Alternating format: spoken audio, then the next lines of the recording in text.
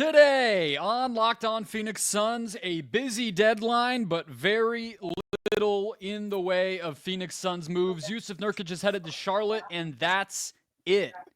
We'll break down that move and all the stuff that didn't happen, as well as what's about to happen here in Phoenix next.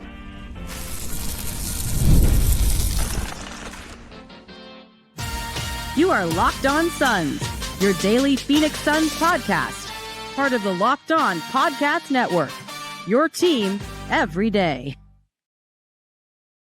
Welcome back into Locked On Phoenix Suns. I'm Brendon, Kleen, a staff writer at Awful Announcing and a credentialed Suns media member. Thank you for making Locked On Suns your first listen here on this deadline day. Many of you probably getting right to it. If not, happy Friday. Don't forget Locked On Suns, free and available on all platforms, including YouTube. So click that follow or subscribe button.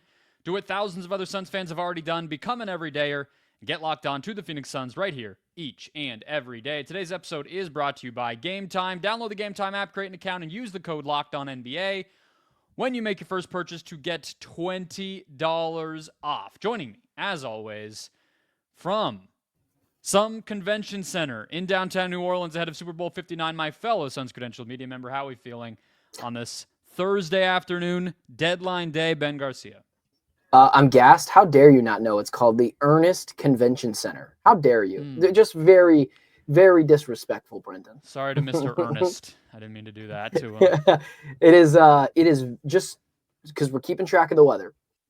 I don't know what it is in Arizona right now. I would much rather have Arizona's weather than this bath that you're walking through the city. It is so humid. It is disgustingly humid. But it's fun to be here, Oh, look, little Super Bowl.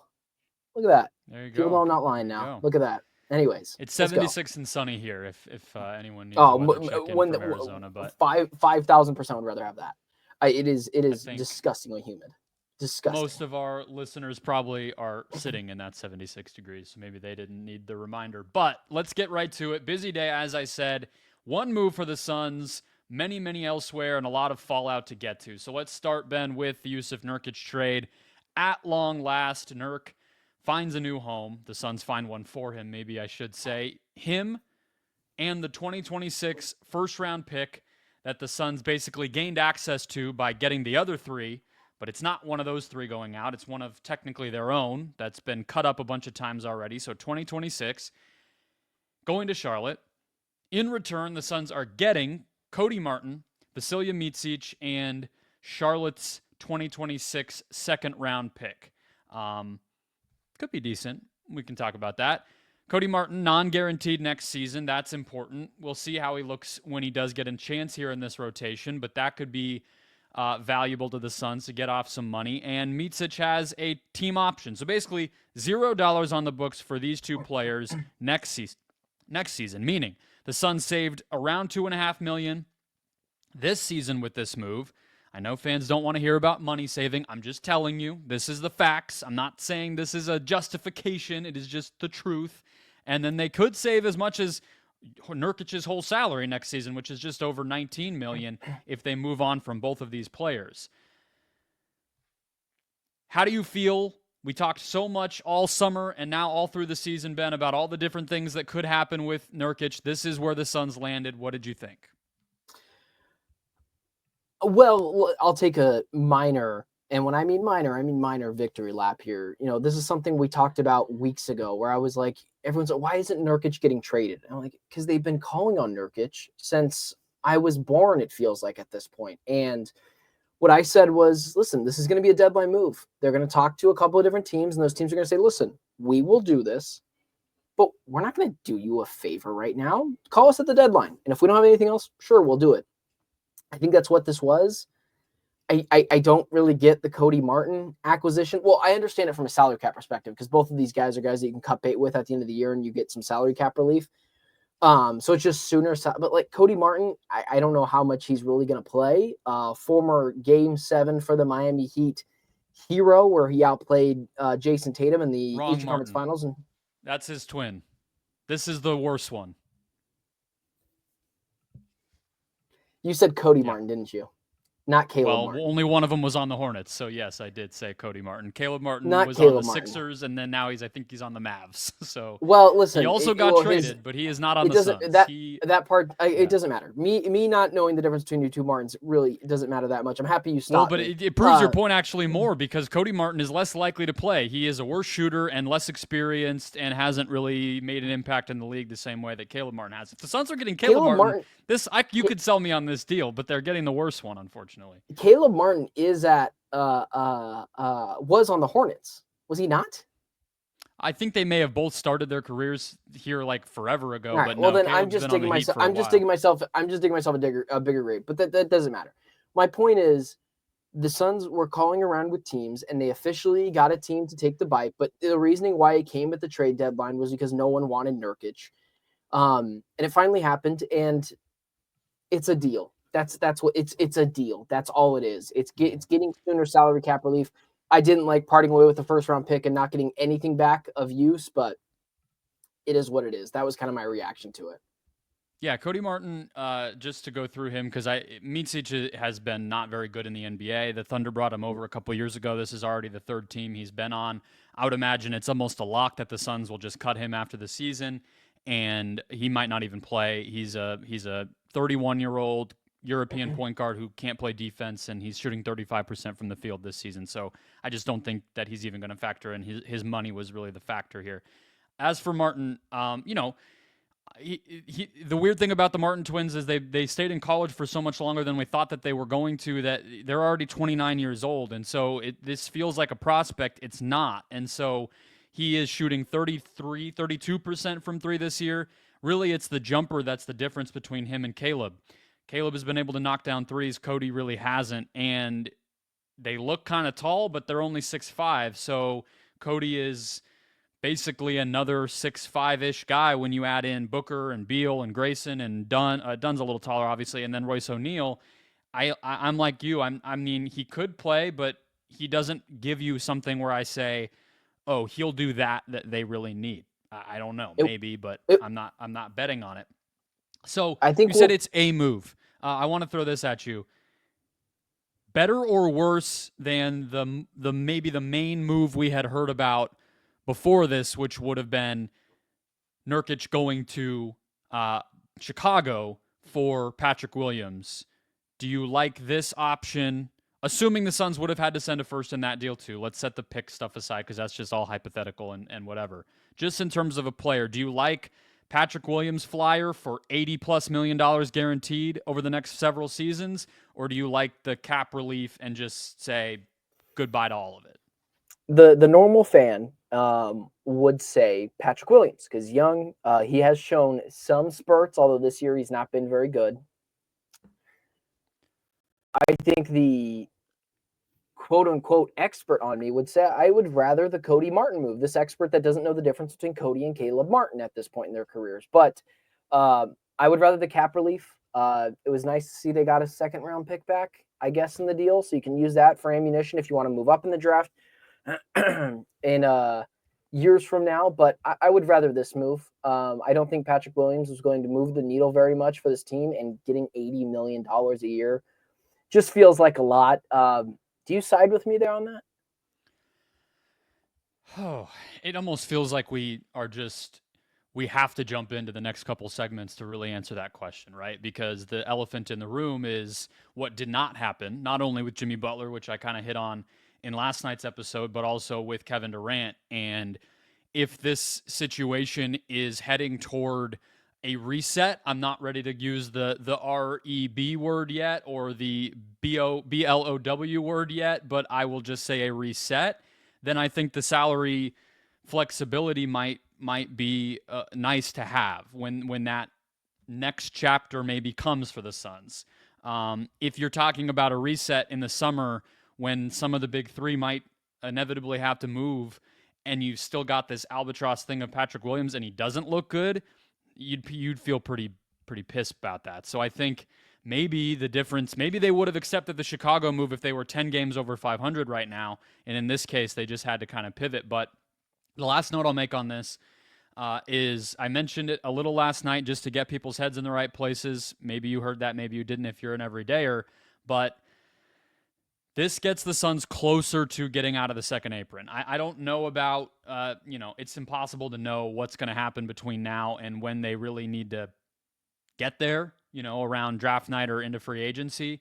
But next season, right as things stand right now, they are $14 million over the second apron.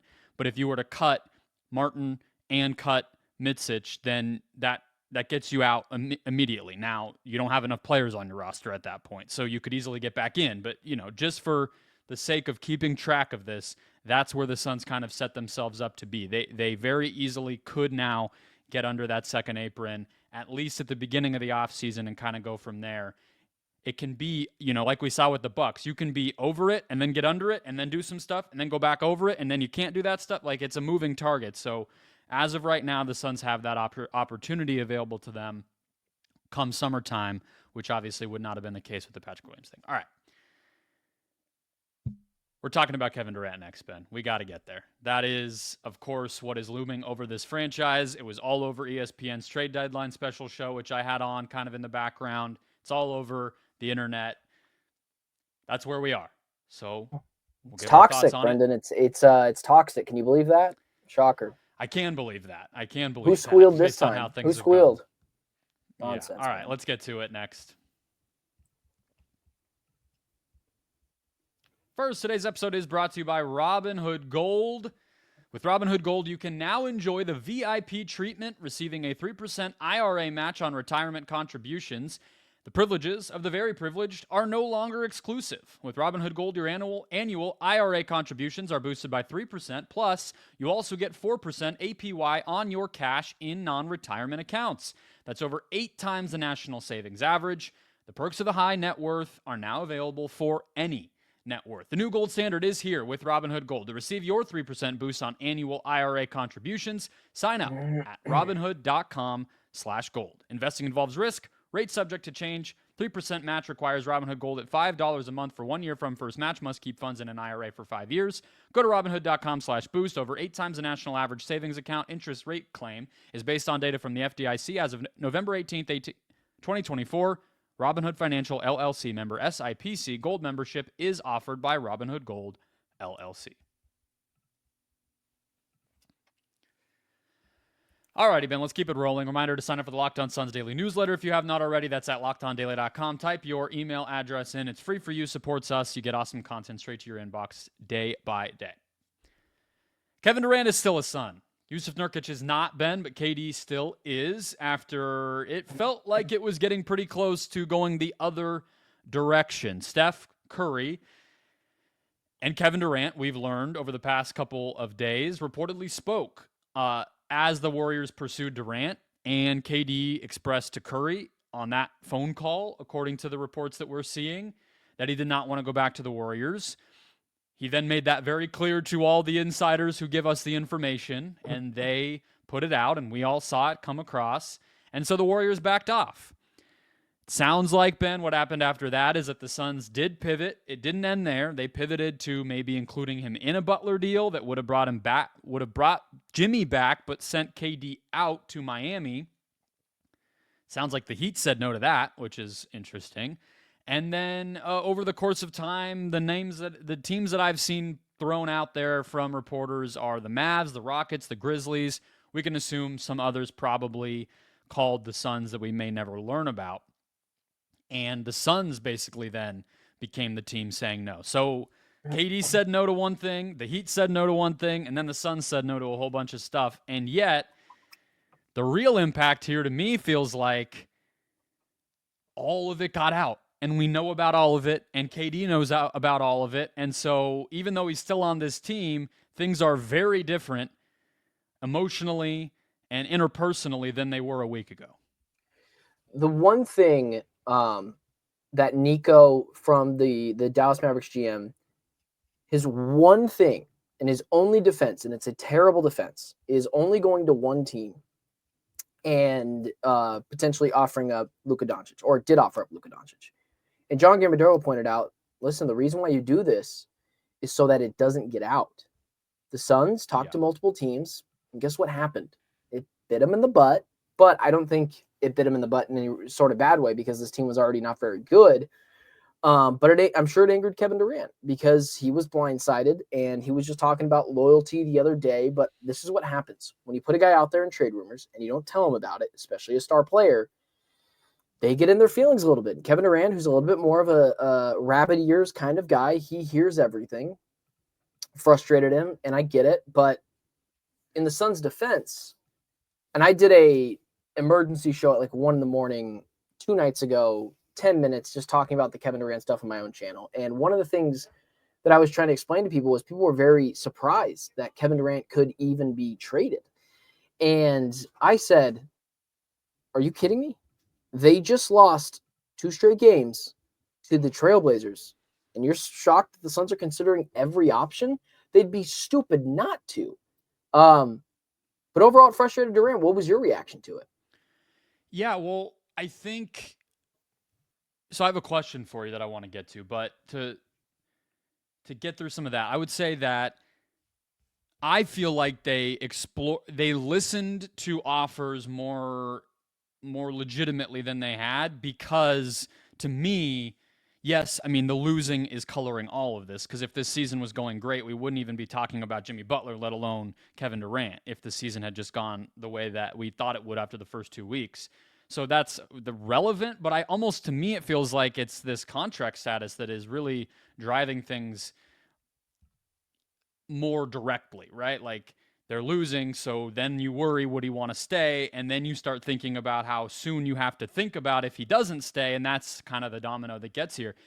I wouldn't necessarily call it that the Suns put his name out there, though. I think your question you had asked me right before we hit record of like who spoke out and how this original Warriors thing leaked is interesting. I think there's a lot of people who think that it was the Warriors doing damage control to show off to their fan base that they were trying in this kind of lost season. Maybe that's true, maybe that's not. Obviously, they didn't have to lie about trying because they ended up getting Jimmy freaking Butler. So I don't know how this got out or what happened, but like you said, the bottom line is, and like I said, KD is now probably feels insulted, and rightly so, because he didn't ask for a trade. He didn't make any of this happen, and now he's the guy who has to hear about all of it and get the doubt and everything else. So my question is, I guess, maybe where you stand on whether it's more about the contract or just the team not working. Well, let's just start there. Which one do you think is closer to the truth? That it's just they're feeling panicked because they're 500 and the season's just going downhill, or they really have cold feet about KD leaving? I guess it might be a combination of both, but what do you think? Well, yeah, it's absolutely a combination of both. Which one is it more of? The fact that the team sucks. Yeah. The fact that the team has been disappointing. Kevin Durant, let's say the Suns signed him to that 2-year, I think it's like $130 million contract. Regardless, it's a lot of money. Who cares? It won't be hard to trade him. Even if he's 37, he's still awesome. He's on the LeBron James trajectory. Maybe you get a little bit less because of his age and his contract concerns, but I can assure you, it was because the team is awful at this point. And even if they had to pay him, they could still move him. He's Kevin bleeping Durant. So I don't think it's that. I think it's because this team has been the worst version of itself all year long. Last night, I didn't watch a single second of the game, not one iota of the game. I saw your tweet, and you said, and you just took a screenshot, and it was 20-2 in the third quarter scoring. And I was like, oh, shoot, that's right, the Suns game's on. I can't just have my head in the clouds the entire time. And I was like, I'll flip it on. I'll watch the last quarter and a half. I looked at the ESPN app. It was 91-126. That shows, and they got blown out by the Thunder a couple of other times. Like, they're not even close. And I think last night continued to show that they're not even close. So, yeah. Yeah. You're right. It is more about that. I agree. The extension situation last summer, we all understood what was going on. There's a salary cap, or a CBA, I should say, mechanism that prevents the length of contract from exceeding a certain point once players get to KD's age. It's called the over 38 rule. It made sense why you wouldn't sign the deal. Nobody specifically referenced that rule, but it was sort of reading between the lines. That was what it felt like was going on. Ishbia said they expected him and wanted him to finish his career in Phoenix. KD said, nothing to see here, just let's revisit it next season. And everybody was kind of like, okay, yeah, if they're both on the same page, then there's nothing to panic about. But the reality still is he's only under contract for 1.5 seasons, even if you can explain it. Even if you can say this is why he's only under contract for 1.5 seasons, this is still true. It's the same thing that people dealt with the Cleveland and Miami with LeBron, where he went, kind of year by year for a lot of that time. And even if you have confidence LeBron will stay, even if you understand that it's his right and it makes sense for him to handle his contract situation that way, that Cavs front office was still terrified all the time about what do you do when you know that your star could leave. And so it's not about KD wanting to leave. It's just about the fact that he can, and you have to respect that. It's honestly respect, not disrespect, to at least think about it because of how much he matters, to think about going to get Jimmy, to think about, putting him in a situation that's whatever it might be. It's like, you are a great player. You're going to do what you need to do, and we have to kind of do what we need to do. And that's just how things get there. But what's disrespectful is not being open with him and not, I think, being transparent and not doing the damage control that's necessary. So do you think that this relationship is fixable at this point between the front office and Durant, given how everything has played out then? Of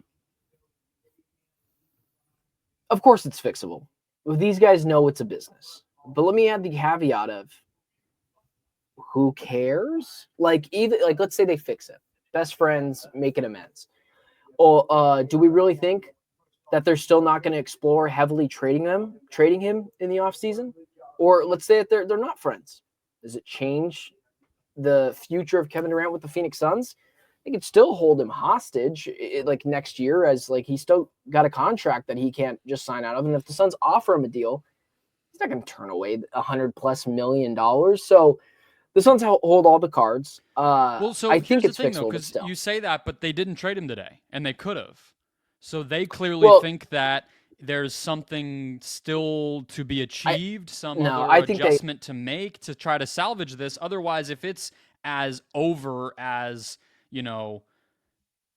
you and maybe I and a lot of fans are feeling, then it's like, just trade him to the Rockets today, or trade him to Mavs today, or whatever it might be. Because you and I have talked about multiple times, teams have more at their disposal at the end of seasons. And not just that, but the reason why he didn't get traded to Golden State was not because the Suns didn't try to do it. It was because Kevin Durant pulled the plug on it. And no team, zero, will trade for a disgruntled star that does not want to be there. Like Jimmy Butler, I guess he just balked at the idea of not signing a deal, and that's fine. That's his leverage. Yeah, you're he was trying to force his way to Phoenix. Not. Yeah, exactly. You're disgruntled until you're not. And at that point, that's happened with KD, man. Yeah. The Suns went into the trade deadline needing Jimmy to really change our opinions of this team. And instead they came out with the not even best Martin Cody out of his Martin, family. Yeah. Yeah, it's not even 2 deals with the Hornets is what they did instead. Cody Martin was so easily forgettable for me that I thought it was Caleb Martin. I thought they were still the same guy. I thought that's who was playing. And now, of course, he just got traded, I think, from the 76ers as well, which is, I don't even know why I went that far. But, and then they angered their stars while they were at it. And we saw all the reports. Hey, everyone's available outside of Devin Booker. So, just frustrating. Yeah. I mean, it's frustrating, but you're just like, what did you expect? What did we expect? I mean, what did we expect? But also, what do we expect going forward, I think, is now the question, both for the rest of the season and where this thing might be headed in the offseason. So let's talk about that and the latest from Shams Charania and Brian Windhorst and Ramona Shelburne, who you've already kind of quoted with the toxicity aspect of all of this. Coming up next. First, today's show is brought to you by Gametime. Looking for tickets to your next big event? Well, whether it's concert, a comedy show, a sports game, or whatever else you want to go do, finding the right ticket at the right price can be a headache, but with Gametime Picks, it's never been easier. Let's talk about how it works. With Gametime Picks, the app does all the hard work for you. It curates the best deals, so you don't have to waste time searching through endless ticket listings. Game Time Picks is just straight up the best way to look through any event, any city you might be in, whatever. It filters out the best value, so not always the absolute best seat, not always the absolute cheapest price, but the best combination of the two, getting you the best value. And yeah, you can filter it to just show you the cheap stuff, or you can say, hey, I'm splurging and just show me the best stuff. And Game Time has a large offering of tickets, but that most important thing is the Game Time pick, so you can see right there, can I get a super deal and enjoy myself the most? So take the guesswork out of buying tickets with Game Time. Download the Game Time app, create an account, use the code LOCKEDONNBA when you do to get $20 off your first purchase. Terms apply. Again, create an account, redeem code LOCKEDONNBA for $20 off. Download Game Time today. Last minute tickets, lowest price, guaranteed. Alrighty, Ben, let's close it out here. Looking ahead, Shams Charania on ESPN said that the Suns are basically evaluating everything down the stretch run of the season after coming up short in Jimmy Butler sweepstakes and, of course, potentially, if not ruining their relationship with Kevin Durant, certainly insulting him in a way which was reported directly that he was blindsided and reiterated he did not ask out and all that sort of stuff. So, that's not a surprise. They were going to be in evaluation mode even if they did get Jimmy Butler. This thing is on the precipice of collapse. I think we can all agree. Let's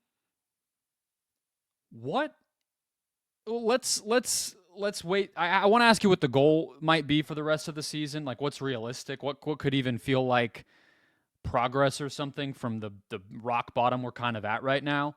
But what do you feel like, because everybody's just crapping on the Suns front office and how they've handled their business. Do you feel like that's fair? What do you feel like we learned from the past couple months of all this noise about the Suns and how things are working and just what things are like at the top? Here's a hot take for you. Goose egg. Zero. Nada. I'm so sick and tired of blaming Matt Ishbia for putting his money where his mouth is. One of my buddies texted in the chat and he said, is Matt Ishbia the worst owner in the NBA? And I was like, oh, yeah, it's really stupid to go and get Kevin Durant, which we were all happy with, and Bradley Beal as well. I mean, I saw something from PHNX's show, and they're not people slandering Bradley Beal, but it showed a video. They were all hyped when Bradley Beal showed up. I was hyped when Bradley Beal showed up. I think you were as well. I'm not going to let revisionist history take blame for the Phoenix Suns front office. Yet, obviously, did they make some mistakes? Of course. Like, listen, the Bradley Beal thing was wrong. Emphatically wrong. It happens. But, like, this idea that you could have gotten, you would have gotten, it was what we talked about, a mid-level exception player or Bradley Beal, who was coming off a 30-point-per-game season. He was an all-NBA guy formerly. He was not out of his prime. And, listen, it blew up in our face. The Suns, I would rather the Suns be aggressive to a fault than do what other teams have done for years and just sit there, stand pat. What about the Hornets? Hornets just traded away one of their best up-and-coming centers, Mark Williams, who's been very good for that team. I hope the standard is higher than well, no, but that's what I'm won saying. Like one playoff series ever. Of course, but look at some of these teams, man, selling off pieces, selling off parts. Ishbia has done everything he could have. I think James Jones has been better than people have said. Listen, they make some mistakes, yeah, but they put their money where their mouth is. They rolled everything, put everything on red, and it blew up in their face. I'm not gonna get mad at them for being aggressive. It happens. It is disingenuous anger, in my opinion. But that's just one expert's take. I would say here. I would want to know what you think about this. So, I agree with you on everything that happened up until, I would say, this past summer. Definitely wouldn't change the KD trade. I think the Beal trade, I've defended. You made a calculated risk. It didn't work out. I'm not saying it worked out. I'm not trying to sit here and tell you it's working, but I'm telling you that the idea behind the trade still I'm not going to go back on. The Ayton trade, I do think, was a bigger risk. You had to split his contract up and get the relationship mended, and that was just nearing an endpoint that was untenable. I understand that. it went as badly as it possibly could have, the Ayton trade. And I would say the Ayton trade even went worse than like worse than the worst case scenario I would have said at the time. Nasir Little, they bought him out for like $20 million. They just paid for years of his contract to go off the books. Jusuf Nurkic had a great regular season, fell on his face in the playoffs, and hasn't basically played a meaningful role for this team since, and now they have to give assets up to get off of him. Grayson Allen, whatever. And then this past summer, I know we've debated this a little bit in the past, like the idea of putting their money where their mouth is. The Suns have made conservative moves basically since June. They didn't trade their draft pick for a player. I'm not saying we don't know all the opportunities and possibilities that came up. You know, you can always say, well, nothing was actually there. We don't have that information. I'm just going off of what happened, which is they drafted players. You want to talk about money, that Nurkic trade we just talked about in the first segment of this show was all about saving money. That's the only thing it did. They gave up a first-round pick to save money. That's what happened today. For the offseason, but yeah. What? For the offseason, yeah.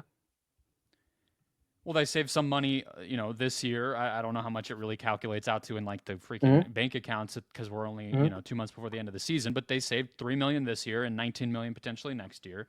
They gave themselves flexibility. That move was about money, obviously. And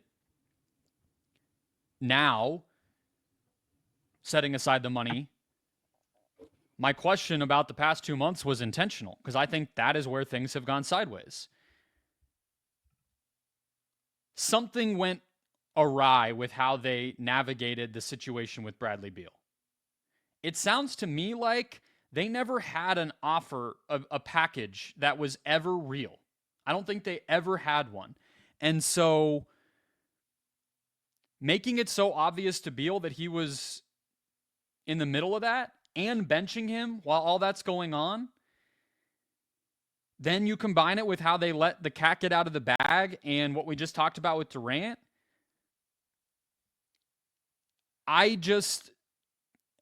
It speaks to what I think the issue that we're coming up against here with the Suns is, Ben, which is outspending everybody and throwing money and draft picks and whatever at your problem. This is where it takes you. We're here. This is where it took them. And you need vision. You need vision to make a roster that fits. You need vision to have communication and alignment between the coach and the front office and the players, especially the star players on a team.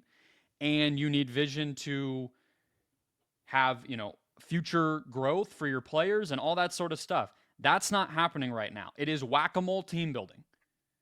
And it's run out. They don't have their hand is screwed. They made a trade to split up a pick into 3 and didn't use any of them.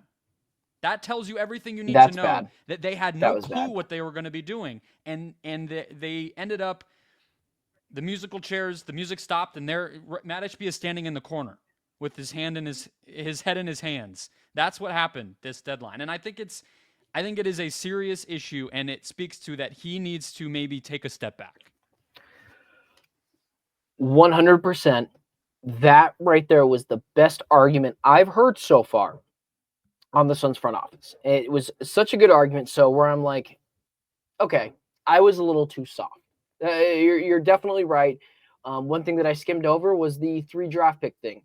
They got rid of the 2031 pick for nothing. Like they got 3 bad first-round picks and didn't turn it into anything. In fact, they turned it into, it was like a magic trick. Now you see Jusuf Nurkic, now you don't. Like that's all it was. So that's the best argument I've heard, and I've got no rebuttal to it.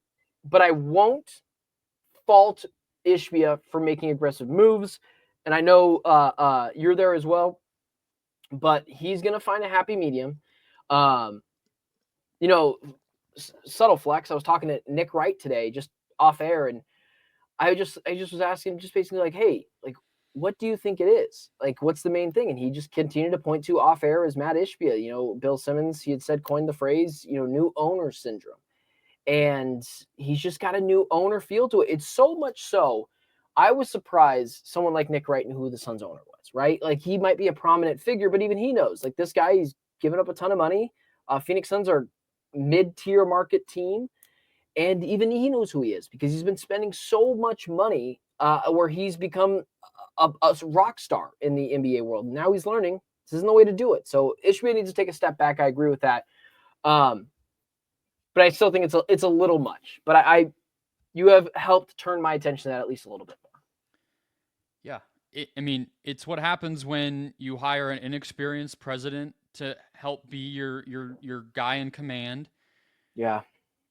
And all these new dudes in the front office. I'm not saying that this front office hasn't, again, resources have been put into it. There's been investment. I'm not trying to deny that, but the best front offices have people where you can point to and say their expertise, their vision is what the franchise is. The Suns are not even close to having that. There's no, I know Pat Riley's a bad example right now, but there's no Pat Riley. There's no, with the Clippers, it's Lawrence Frank, who was an assistant coach for a long time, and he's been running their front office.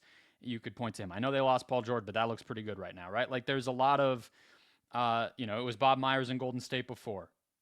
The Suns need that, and they have a guy that's a little bit older than you and I, in Josh Bartlestein, and Matt Ishbia, who's also a little older than you and I, like, running this whole thing. And that is not how I feel about how I feel about Josh Bartlestein running this team. You know exactly how I feel about it. I think it is I never attack people personally. I'm sure he's a great guy. I've heard only good things about him personally.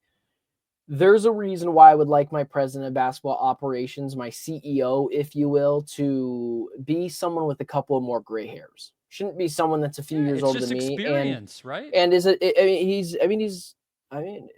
it's frustrating when you look at Josh Bartlestein and you don't think of Pat Riley, you immediately think of nepotism because of his dad. And so it's the harsh reality, and he's probably like if you and I were running the Locked On Podcast Network, we'd try to talk to an advertiser, people would think, oh, who are they? Who is this guy?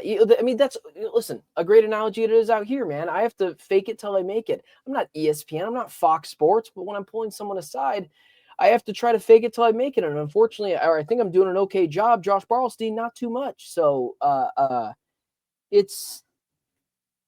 tweeted the other night, it felt like the Suns season came to a daunting end. But not to the point where I think it's over. This season, they're not going to win a championship. I still I believe in Ishbia and his ability to spend money and be aggressive. And so I have hope for this team. I don't think they're going to be in a 10-year rebuild like they were with Sarver. My realistic goal for the rest of the season is be more competitive in the first round than you were last year. We're a long way from there if you look at things. They got to stay in the play-in, win a play-in game, and then... Yeah, that's not happening.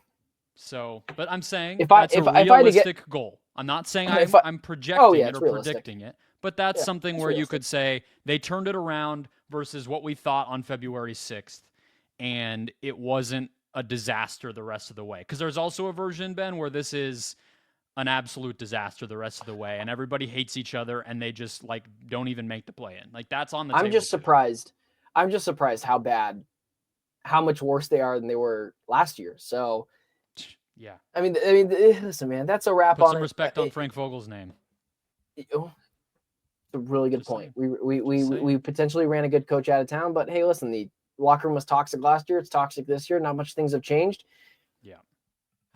Hey, listen, the Brooklyn Nets, they weren't too bad after Kyrie and KD. They were kind of fun to watch. They made the playoffs now. Some of that was to do with Kevin Durant, Kyrie Irving being there in the first half of the season, but now they're a fun up-and-coming team. Things can change quickly, and I'm not worried about the Suns being in a 10-year rebuild. This year's probably in the toilet, but stick with us. It shouldn't be like that forever. That'll wrap us up. Hit follow, subscribe if you haven't already. Become an everydayer. We'll have content for you on Monday after the Suns play the Jazz and the Nuggets on Friday and Saturday night at Footprint Center. Hey, just buy some tickets, guys. Maybe prices will go down. Enjoy a nice night out. Who cares if they win? It's just hoops, right? Come say hi to us. We'll come say what's up. Monday.